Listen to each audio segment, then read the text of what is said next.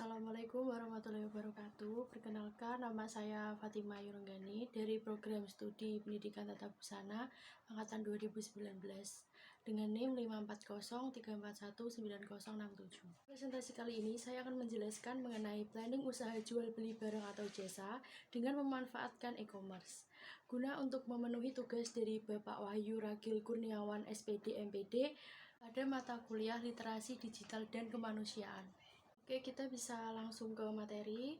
Pada presentasi kali ini dibagi menjadi 5 topik, yaitu yang pertama ada gagasan dan konsep usaha, yang kedua ada aspek pemasaran, yang ketiga ada aspek operasional dan produksi, yang keempat ada aspek keuangan, dan yang terakhir, yang kelima ada contoh gambaran produk. Sebelum kita masuk ke topik 1, alangkah baiknya kita membahas sedikit latar belakang perekonomian Indonesia saat ini atau di saat pandemi seperti ini. Iya, perekonomian negara saat ini sedang diguncangkan dengan adanya COVID-19 yang berhasil masuk ke Indonesia. Virus corona semakin menyebar di Indonesia. Beberapa kebijakan yang ditetapkan oleh pemerintah memberikan dampak pada sektor ekonomi Indonesia.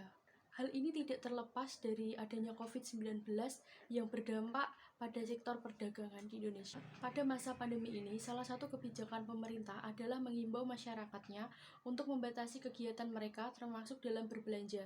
Sekarang, banyak masyarakat lebih memilih berbelanja secara online. Selain mudah dan praktis, ini juga untuk mematuhi kebijakan pemerintah yang melarang untuk keluar rumah akibat pandemi. Dengan hal tersebut tidak menjadi alasan untuk kita tidak berbisnis seperti itu. Kita bisa memanfaatkan e-commerce untuk berbisnis di masa pandemi seperti ini. Kita langsung masuk ke topik 1, yaitu gagasan atau ide usaha. Jadi usaha jual beli barang yang akan saya wujudkan yaitu penjualan gaun, penjualan kebaya, penjualan jas pria, dan juga penjualan aksesoris.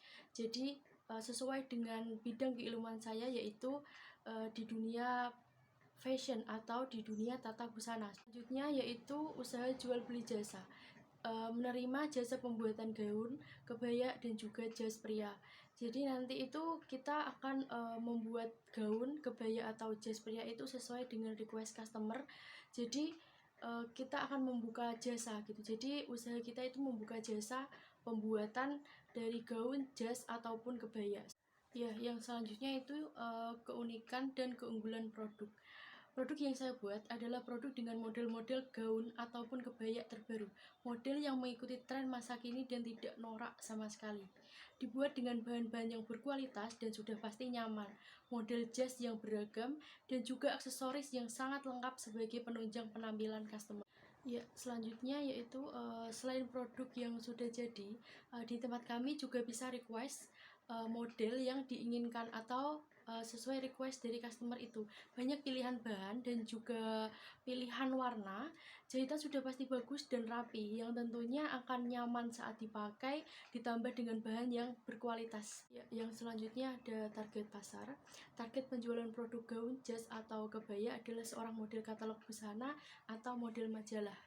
Jadi selain kita menjualkan produk ke mereka atau menawarkan produk ke mereka, secara tidak langsung kita juga bisa menginspirasi semua masyarakat yang menyaksikan atau melihat model tersebut memakai produk kita. Jadi masyarakat itu akan istilahnya kepo atau mencari tahu ini siapa sih yang membuat produknya, ini siapa sih yang membuat busananya gitu. Jadi secara tidak langsung kita juga mendapatkan untung dipromosikan ke masyarakat secara tidak langsung. Yaitu target penjualan jasa pemesanan baju adalah para mua atau make up artist ataupun tempat sewa pakaian. Jadi mua di sini itu biasanya kan mereka menyediakan sewa baju sekalian make up. Semisal mereka make up, jadi mereka itu juga sekalian menyediakan baju untuk si yang di make up itu. Jadi, biasanya hal itu yang dicari para masyarakat. Mereka tidak mau ribet, jadi mereka itu ingin yang satu paket. Nah, itu bisa dijadikan kita sebagai pemroduksi itu kesempatan atau peluang untuk menjadikan para mua atau tempat sewa baju itu sebagai target kita. Jadi untuk tempat sewa pakaian itu biasanya mereka memang khusus menyediakan tempat atau menyediakan intinya pakaian saja, jadi tidak dicampur dengan make up ataupun dengan yang lainnya. Mungkin bisa dimix dengan aksesoris dari pakaian tersebut gitu. Contoh saja kebaya, semisal kebaya itu dimix dengan sanggul ataupun dengan hiasan rambut seperti itu. Kalaupun jas biasanya disediakan aksesoris atau dilengkapi dengan seperti dasi, rompi, ataupun celana juga ada, misal ada sepatu juga seperti itu. Jadi mereka itu memang menyediakan khusus untuk pakaian. Nah, itu bisa menjadikan kita peluang juga untuk menjadikan mereka itu sebagai target pasar kita. Dengan hal tersebut itu sudah memperlihatkan kepada kita bahwa kita sudah memiliki target pasar yang tepat, karena dilihat dari lapangan juga memang banyak sekali yang membutuhkan jasa seperti itu. Selanjutnya ada penetapan harga. Untuk harga produk gaun kisaran 300.000 hingga 1,5 juta. Untuk produk jas kisaran 700.000 hingga 2 juta, dan untuk produk kebaya kisaran di harga 1 juta hingga 2 juta.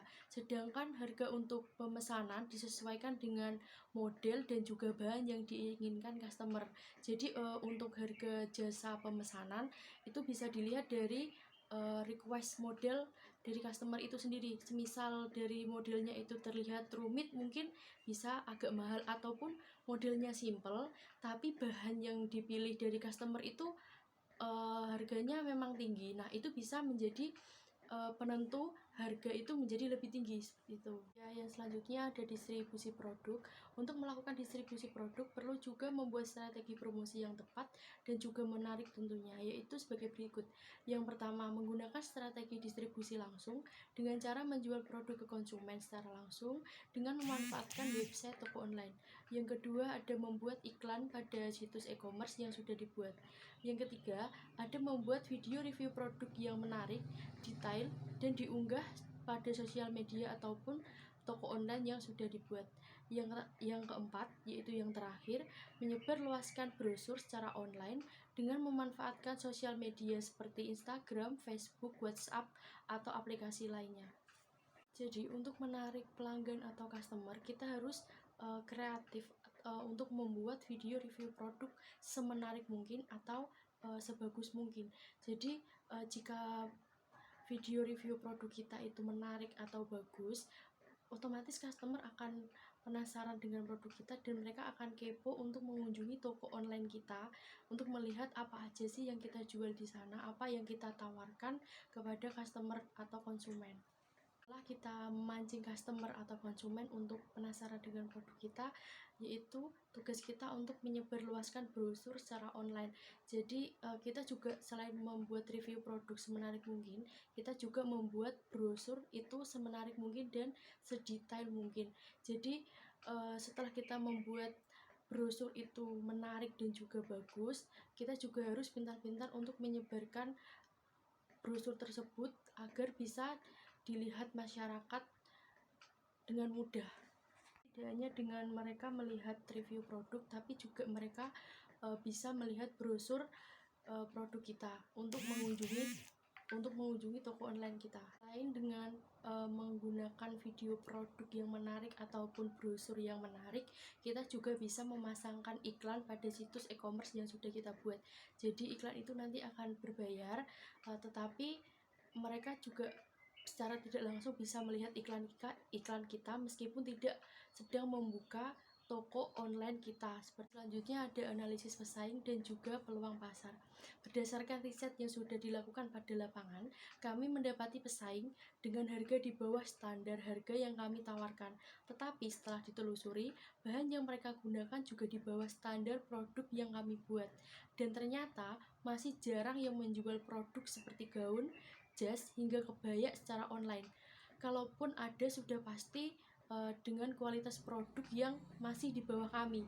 Jadi mungkin bisa menjadi peluang lebih untuk kita mencapai target konsumen.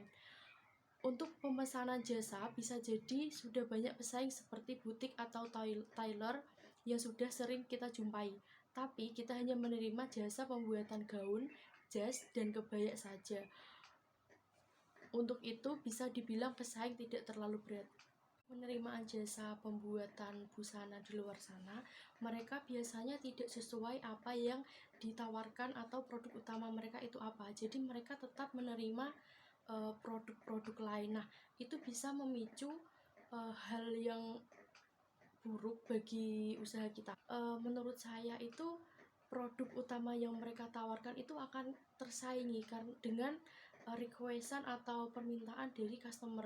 Jadi produk utama atau produk unggulan mereka yang mereka tawarkan, seperti contohnya punya saya, yaitu hanya gaun, kebaya, dan juga jas. Nah, itu bisa jadi produk utama kita itu malah tertutupi oleh produk-produk yang permintaan dari customer. Jadi bukan produk yang intinya kita sediakan, yang kita rekomendasikan untuk dibuat gitu. Menurut saya hal itu sedikit fatal karena bisa menutupi atau menghambat target atau tujuan utama kita untuk mempromosikan produk utama atau produk unggulan kita. Seperti selanjutnya ada kebutuhan dana, yaitu modal investasi. Modal awal yang perlu dipersiapkan dalam proses pembuatan produk jadi yaitu kurang lebih per produknya membutuhkan biaya sekitar 1 juta. Karena menggunakan bahan yang berkualitas, maka modal yang dipersiapkan banyak pula. Kisaran modal di atas hanya per produk, tidak bisa menentukan secara pasti karena modal pembuatan per produk juga tidak menentu. Selain modal untuk produknya sendiri, juga diperlukan modal alat yang digunakan untuk membuat produk tersebut, yaitu seperti mesin jahit dengan total biaya kurang lebih 5 juta, mesin obras kurang lebih 2 juta, ruko atau gedung tempat produksi bisa mencapai 2M. Untuk modal usaha ini memang membutuhkan modal yang begitu banyak, tetapi diharapkan feedback yang lebih banyak karena melihat kebutuhan konsumen. Pasti menjadi sebuah harapan para pengusaha, selain mereka mengeluarkan modal yang sangat banyak, mereka juga ingin mendapatkan untung atau feedback itu lebih banyak ke kita. Jadi kita harus pintar-pintarnya melihat pasar atau melihat lapangan, apa sih yang mereka butuhkan, apakah kita bisa menyediakan kebutuhan mereka atau tidak. Selanjutnya ada sumber modal. Dalam planning usaha ini, untuk sumber modal berharap dari saya sendiri. Berhubung jumlah modal yang tidak sedikit tentunya, tidak bisa mendapat modal dengan jumlah tersebut secara instan dari saya sendiri. Di sini saya memutuskan untuk meminjam modal usaha melalui KUR atau kredit usaha rakyat. KUR atau kredit usaha rakyat adalah layanan kredit yang diberikan atau disediakan pemerintah ditujukan untuk usaha mikro kecil atau UMKM. Jadi untuk menentukan pinjaman usaha bagi usaha kita, kita juga harus melihat kebutuhan kita atau kebutuhan modal untuk usaha apa yang akan kita buat seperti itu. Jadi disesuaikan antara pinjaman dan juga untuk apa sih pinjaman itu, seperti itu. Contohnya KUR atau kredit usaha rakyat ini. KUR ini memang sudah disediakan untuk layanan kredit atau pinjaman bagi para pengusaha yang masih merintis usaha di bawah atau usaha mikro kecil. Selanjutnya ada proyeksi pendapatan usaha, proyeksi estimasi penjualan. Jumlah pendapatan keseluruhan pada bulan Februari yaitu Rp40.300.000, pada bulan April yaitu Rp31.200.000, pada bulan Juni jumlah keseluruhan penjualan yaitu Rp53.900.000, dan pada bulan Agustus jumlah penjualan keseluruhan yaitu senilai Rp50.800.000. Juga dilihat pada tabel tersebut juga tercantum estimasi penjualan per produknya, tapi tidak bisa dijelaskan persatu karena akan menjadi lebih lama atau durasi menjadi lebih lama. Jadi bisa dilihat sendiri pada tabel tersebut penjualan per produknya itu seperti gaun pesta pada bulan Februari itu mencapai 9.500.000, pada bulan April itu mencapai 3.200.000, pada bulan Juni yaitu mencapai 4.300.000, dan pada bulan Agustus mencapai 7.800.000. Untuk paling tinggi ya estimasi penjualan paling tinggi yaitu jasa pembuatan gaun dan juga setelan jas pria. Itu pada bulan Februari mencapai 20.500.000, pada bulan April mencapai mencapai 15 juta, pada bulan Juni mencapai 35 juta, dan pada bulan Agustus mencapai 26 juta. Jumlah penjualan keseluruhan tertinggi terdapat pada bulan Juni, yaitu mencapai 53.900.000 rupiah. Selanjutnya ada proyeksi estimasi pengeluaran. Jumlah pengeluaran keseluruhan pada bulan Februari yaitu mencapai 21.700.000 rupiah. Pada bulan April mencapai 13.500.000 rupiah.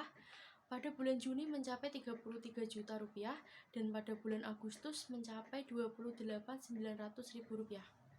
Ya, untuk pengeluaran terbanyak yaitu terjadi pada bulan Juni pada saat jasa pembuatan gaun dan juga setelan jas pria, yaitu mencapai 23.200.000 rupiah.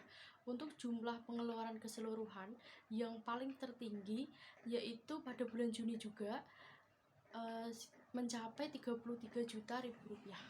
Selanjutnya yaitu ada proyeksi beban pajak. Sumber beban pajak itu berasal dari 3 sumber, yaitu Shopee, dari Tokopedia, dan juga dari Blibli. Untuk jumlah keseluruhan beban pajak pada bulan Februari yaitu mencapai 353.700, pada bulan April yaitu mencapai 339.800, pada bulan Juni yaitu mencapai 263.500, dan pada bulan Agustus mencapai 232.300 rupiah. Dan selanjutnya yaitu proyeksi pendapatan bersih atau setelah dipotong pajak. Jumlah pendapatan keseluruhan pada bulan Februari mencapai 16.831.200 rupiah. Pada bulan April mencapai 15.937 rupiah. Pada bulan Juni mencapai 19.582.500 rupiah. Pada bulan Agustus mencapai 24.038.500 rupiah. Pendapatan bersih setelah dipotong pajak tertinggi itu terjadi pada bulan Agustus mencapai 24.038.500 rupiah. Terakhir yaitu contoh produk atau gambar produk yang sudah jadi. Yang pertama itu ada gaun pesta atau gaun yang untuk party. Yang kedua itu ada setelan jas, jadi itu ada jas, ada rompi, ada dasi, dan juga ada celana untuk setelan jas tersebut. Yang ketiga itu ada kebaya full payet. Yang terakhir itu ada hanya jas saja dan juga rompi dengan aksesoris dasi. Seperti itu. Cukup sekian yang dapat saya sampaikan, semoga bermanfaat dan juga dapat menginspirasi teman-teman dalam membuat usaha dan memanfaatkan e-commerce, juga untuk membangun semangat teman-teman untuk tetap berusaha atau membuat usaha meskipun di masa pandemi seperti ini. Sekian, wassalamualaikum warahmatullahi wabarakatuh.